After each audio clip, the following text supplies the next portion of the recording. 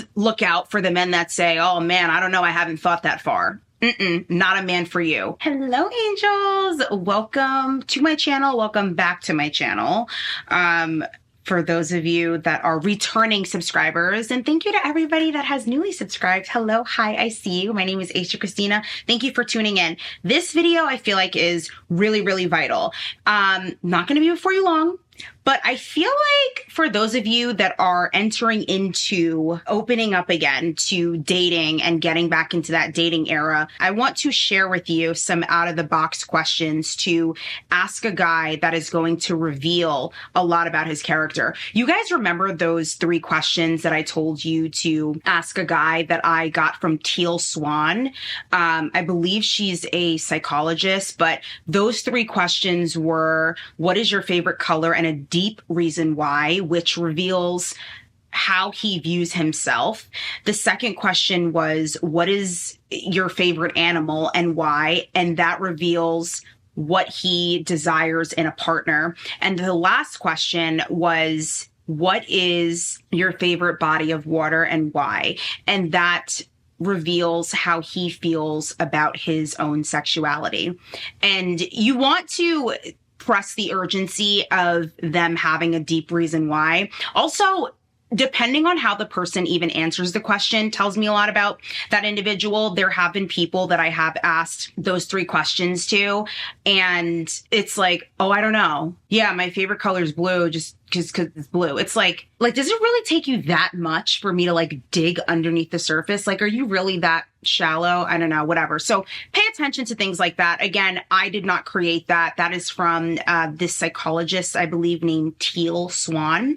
But anyways, that's neither here nor there. These are some questions that I feel like will be great and thought-provoking because, it really gets the conversation going, and people find it so difficult to date these days. They don't know what to ask. They don't know what to talk about. This is going to help you because it's going to allow you to see, depending on the category, depending on the question, how this person views, certain things. And then it's also going to show you a lot about their character. It's going to reveal to you a lot about who that individual is and their values and their problem-solving approach and their aspirations and also their interpersonal skills. These are all things that we need to know in order to consider whether or not we want to be with that person, because we're worried about whether or not we like them, not worried about whether they like us.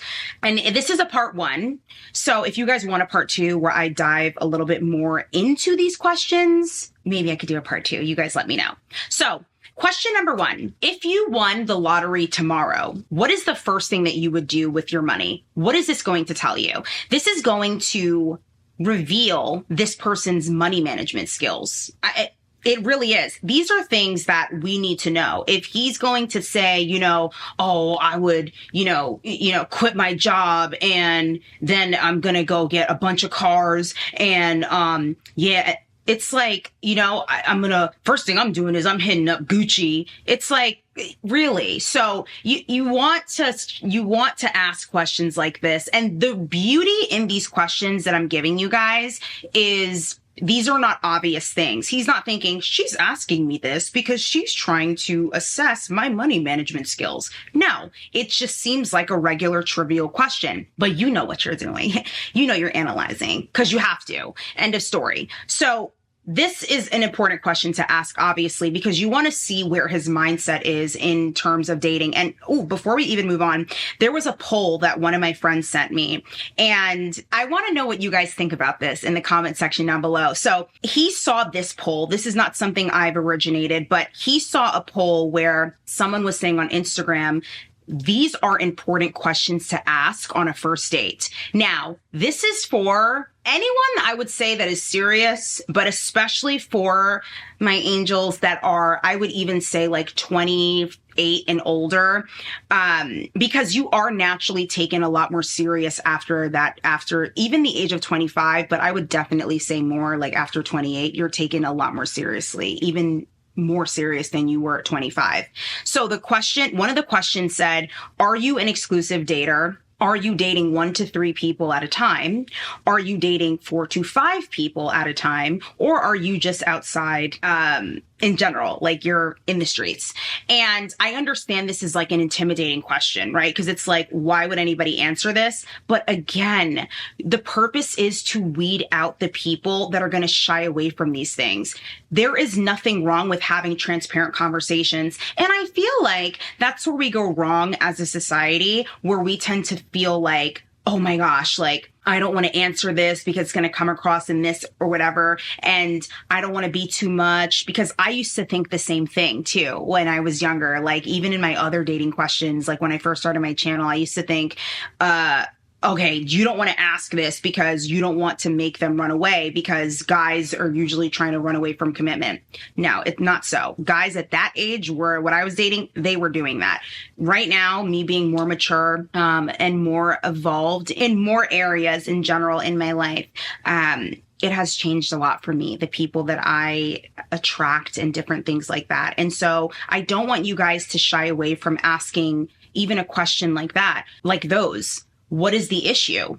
Because this is the thing that we do where we tend to fear, oh, if I ask this, then that means that, they're not going to want to, date me, or they don't, it reveals a lot to you, because if you even answer those questions yourself, you're just being honest with that person and saying, okay, yes, like, I highly doubt any of you anyways are either dating 4 to 5 people. I really highly doubt you're doing that with a job and a life and all these different things. So that's why I don't find it to be that crazy of a question, because the difference with men and women is more than likely men are sleeping with the women that are on their roster. Women are not. And so if you are dating multiple people, there's nothing wrong with saying like, yes, I'm seeing other people, at the moment. You don't even really, if you don't feel comfortable, have to get down to the number of it. But I want you to try and ask like a guy, because I want to see his reaction. I want to see how he's going to respond, because obviously like a guy isn't usually going to say like, I'm literally outside, I'm in the streets, but you can kind of get a sense of where that person's mindset is. Because even if you were to ask the simple question, like, are you an exclusive dater, right? Think about how they answer that question. A good answer, I would say, of someone this is a green flag, is someone saying, you know what? I have a very busy schedule. It makes more sense for me to just focus on one person at a time. And if that doesn't work out, then on to the next. But I am interested in a relationship, dynamic, because a sensible person is going to hear that and say, oh, okay, well, just because you're open to a relationship doesn't necessarily mean that it's with me, but it at least shows you're open. If you hear a response of someone saying something like, yo, like, I feel like it's too soon to be talking about this. Like, what kind of questions are these? And getting uncomfortable. Why, as an adult, are you not able to verbalize, where you're at and what you're doing, unless you feel like you're playing certain games? You understand? If somebody were to literally ask, what is it that you're doing in your dating life? You should not feel like it's offensive to literally say the truth and say where it is that you're at. This is why I suggest these questions the older you are, because more than likely the person that you're dating is going to be, or should be at least, more mature in their mindset, more settled in their mindset, and they're not going to shy away from questions like this. And I know age does not mean maturity. I am very, very aware of that. However, the younger you are certainly, no matter how mature and grown you think you are not. Okay. You are not. You were not grown at 18. You were not grown at 21. The only difference is you could drink. You're not grown at those ages, no matter how mature you are for your age or anything. There's just a certain maturity that is better off experienced rather than explained, that you gain when you reach certain ages and you are developing properly. So with that being said, like I said, you want to pay attention to how this person answers this question. Like I said, you don't have to go down to the numbers. Are you dating 1 to 3 people? Are you dating da-da-da? You can just say like, do you consider yourself to be an exclusive dater or not? And he's probably going to be like, what do you mean? Well, do you like date one person at a time and you kind of figure it out? Or do you date multiple people at a time and kind of see where things are going? Like, are you ready for a relationship right now in your life? These are questions you actually do want to ask. Why? Because they're going to tell you how this person views commitment in general. You should not be scared. I know if someone asks me that, am I, looking, for a relationship or something like that, I'm not going to be like, man, why are we talking about this? I'm going to say, no, I'm definitely open to being in a relationship right now, and seeing where things go with, that individual. That's just how I am. I'm just summing it up. You guys can fix it however you want. But the point of me bringing it up is, again, you want to pay attention to how that guy is answering that question, because that's going to tell you what he thinks about you. And I wouldn't be afraid to answer it, because I know that as an adult, just because you're open to being in a relationship shouldn't scare someone away and be like, whoa, she's trying to be with me right now. It's like, no, I'm genuinely not. Like, and the right person that's for you is going to embrace, your answer. And it should spark up really healthy conversation, as opposed to funny jokes and games and, oh, word, well, if you're going to be doing this, and like, wow, like, I'm just going to be doing that, like, trust me, like, there are men that are out there that are like, you know what? I'm eradicating the competition. I don't care who it is that she's talking to. I'm going to, show this woman that I'm serious about her, that I want to be with her. And I understand it takes time to get there when you are in a brand new relationship where you're just getting to know somebody, which is why it is important to keep your autonomy when you are dating and you're in that courting phase, because then it doesn't feel like such an interruption in your life, and you're able to still do everything you were doing and be courted at the same time. And you're not just getting, crazy. Anyways, back to the questions, the out of the box questions. In a hypothetical world where you had to choose a family motto, what would yours be and why? Now, this is going to tell you a lot about his family values overall. Okay. I am someone that I do prefer to be with someone that comes from a healthy family, a 2-parent household. And before everyone gets up in arms and like, I really don't want to hear it. I really don't care. Like, this is what I want for my life. And there's a certain, I would even say, like, wholesomeness that you have when you were raised by 2 parents in a healthy dynamic. It's just different when you were raised in a healthy 2-parent dynamic. And I also want like a big family, not to have a big family, but like marrying into a very large family as well. That's something that I really want. That's a desire of mine. And so I think about things like that. How do you view family? Are you close with your mother? Like, I'm telling you, men will treat you exactly how they treat their mothers. Okay. And not that this question in particular is a reflection of how they treat their mothers, but I'm telling you that men literally do treat you the way that they treat their mothers. It is important for you to assess also whether or not they have a good relationship with their parents. Some people that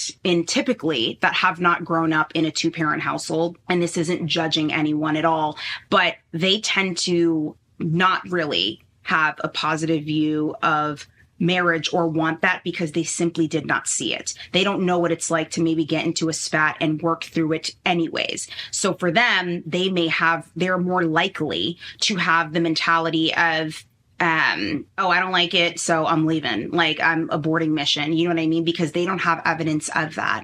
And so that's why that's important for someone like me in particular. But that's another question you want to ask. Also, if you were on a reality show where families compete in various challenges, what skills or values would you want your family to excel at and why?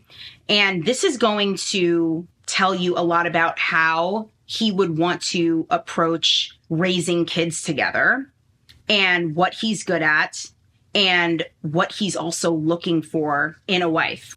Because he will then go into the assigned roles that he pictures in a family dynamic of who would be doing what. So he could say like, okay, like if I were in like a family show, reality show, like, and we had to compete, like my wife and I would be doing this, I'd have the kids doing this, and really talk about what his strengths are. And you can get a better idea of what his sense of raising a family is like. Again, what are his strengths and what he's good at? Is it problem solving? Is it doing a lot of the physical work? Things like that. And also keep in mind, you can tailor these questions to yourself. Like, these are just out of the box type of questions to ask, that really do spark up interesting conversation because they tell you a lot about a person. Next, if you had a time machine that allows you to visit a future version of yourself, what would you hope to learn about your future accomplishments and lifestyle? And this is obviously going to reveal where this person sees themselves in the future. Please look out for the men that say, oh man, I don't know, I haven't thought that far. Not a man for you. You don't know you haven't thought that far. That really doesn't add up. That's someone that, is a fly by the night type of guy. They just live in the moment and it's like YOLO. Like, you don't want a man like that because you want a man with a plan, okay? Because whether they realize it or not, they do have a plan. It's either a plan to do nothing and destroy your life essentially, or it's a plan to go somewhere in life. And all of the successful people and eligible candidates that I know, or eligible bachelors, I even want to say, always have an answer to a question like this.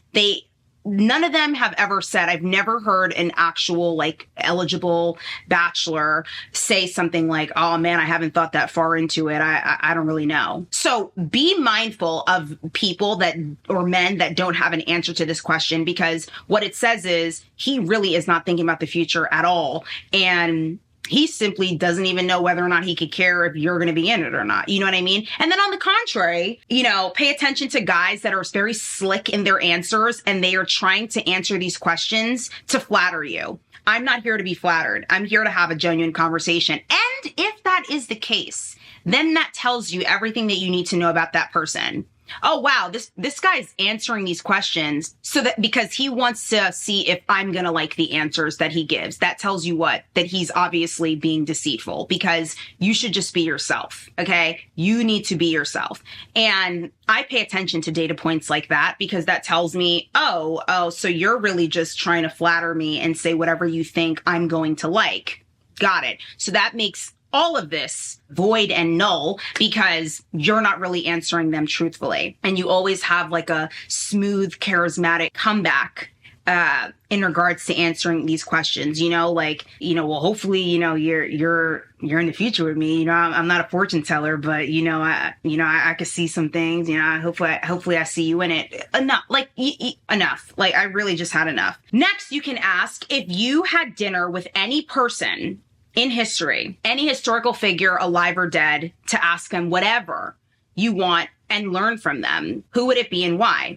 And this is going to tell you what type of person that he would seek for mentorship and even in spirituality, because guys do watch content too, ladies. Do we not know that by now? Especially with the male influencers, there are tons of male influencers. And then you have, the people what's that guy, Andrew Tate's of the world and things like that. They are consuming content, and they are consuming content from people on the internet, like that type of person, or that other guy, Samuel Adams, whatever his name was, Samuel Jack. I don't know what his name was, but him. We all know who that was. It's going to tell you who they look up to and the types of things that they consume. And I promise you, pay attention to something like this, because if they're going to say, I wish I could have interviewed, I don't know what his name is, but you guys know what I'm talking about. That guy that was super controversial on the internet and he ended up passing away. If that's who he is saying he wish he can bring back from the dead and learn from, and it's because he felt like even though his approach was different and radical, he had valid points. You know everything you need to know. And the thing is, when you're getting these answers, you don't need to be wow, and have an attitude about it. You can literally just be wow, okay. And then that when you're done with this assessment, that you're never going to speak to this person again. Okay? It is not for you to visibly and have a visceral reaction of disdain. It is just simply to make an assessment, and you can do so without being so moved by the answers that even you may not even really like or favor. And lastly, this is my favorite question. Is there anyone who thinks that they are in a relationship with you? Because this will reveal to you whether or not he's still stringing along other women. This is such a good question to ask, because it's easy to ask a man, well, are you in a relationship? You wouldn't even ask that because you would assume they would not be there if that were the case. But in asking this type of question, is there anyone that that thinks that they are in a relationship with you? You'd be shocked to hear the truth. These guys will say things like, I mean, maybe, I mean, I don't know, and boom, end of story, book closed. You already know what it is because you don't have time to be playing games. All right. Like, even if they make a joke about it, the LOL tells you everything. What they choose to joke about tells you everything.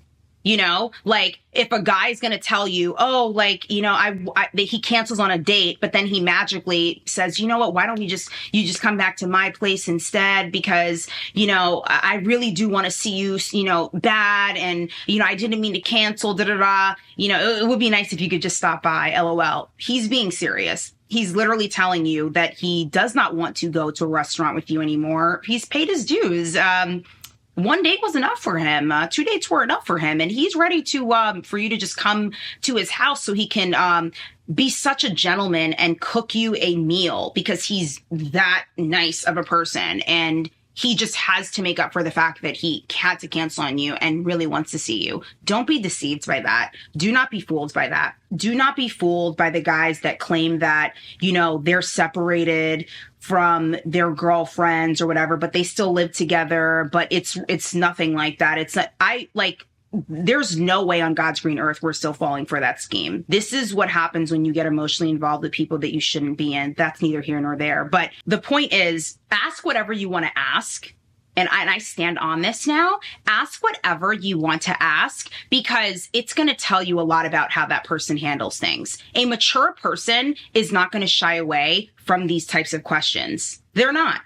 Because they have the understanding that, hey, listen, you're either ready for a relationship and it doesn't have to be me, but you were open to that. So I know what track I'm on, or you're just not. And then the other things, their values and how they handle money and, you know, all of those different things, they absolutely do matter.